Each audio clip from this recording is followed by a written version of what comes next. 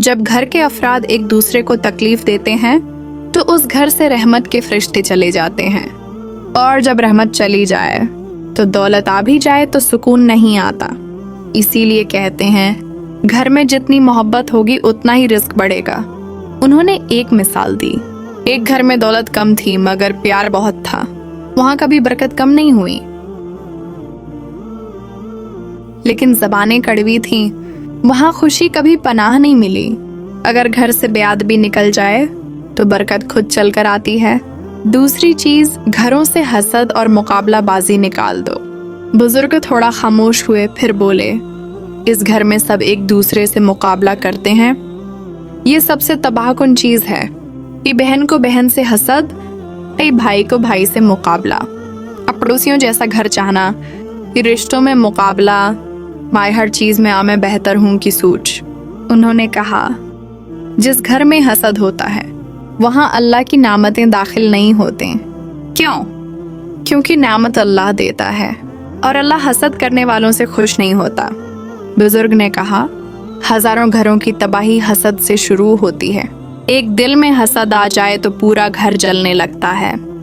پھر وہ بولے، بیٹا، خوش رہنے والوں کا راز یہ ہے کہ وہ دوسروں کے اچھے پر خوش ہوتے ہیں اور تب اللہ انہیں اس سے بھی بہتر دیتا ہے۔ تیسری چیز، تو گھروں سے حرام رزق اور حرام چیزیں نکال دو۔ بزرگ نے یہ بات کہی تو سب کے چہرے بدل گئے۔ انہوں نے کہا، تمہارے گھر میں رزق آ رہا ہے مگر حرام ملا ہوا ہے، اسی لیے برکت نہیں ٹھہرتی۔ جھوٹ بول کر کمایا مال، سودا، حرام کاروبار، غلط راستے کا پیسہ، دوسروں کا حق کھانا، کسی کی بددعا کا پیسہ، گھر میں موجود فحش چیزیں، بے حیائی دکھانے والا موبائل، میوزک، تصویریں۔ پھر انہوں نے دل ہلا دینے والی بات کی، جب گھر کا ایک لقمہ بھی حرام ہو تو اولاد کے اخلاق خراب ہو جاتے ہیں، گھر میں چیخیں بڑھ جاتی ہیں اور سکون بھاگ جاتا ہے۔ انہوں نے کہا، حلال کبھی کم نہیں ہوتا اور حرام کبھی فائدہ نہیں دیتا۔ بزرگ نے جاتے جاتے کہا، اگر چاہتے ہو تمہاری قسمت بدلے تو یہ 3 چیزیں نکال دو، بے ادبی 2، حسد 3، حرام۔ پھر دیکھنا اللہ کیسے تمہارے گھر کو نور، برکت، محبت اور خوشیوں سے بھر دے گا۔ گھر والوں نے وعدہ کیا، اپنے رویے بدلے، گھر سے غلط چیزیں نکال دیں، اللہ کے قریب ہو گئے۔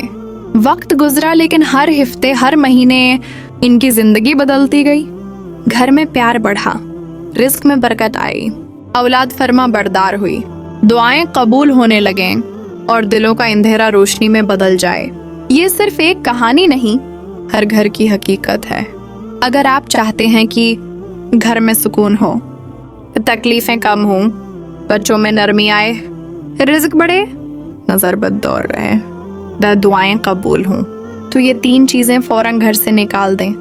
بے ادبی، آپ زبان نرم کرو، حسد دل صاف کرو، حرام گھر پاک کرو، پھر آپ دیکھیں گی کہ زندگی خود بدل جائے گی۔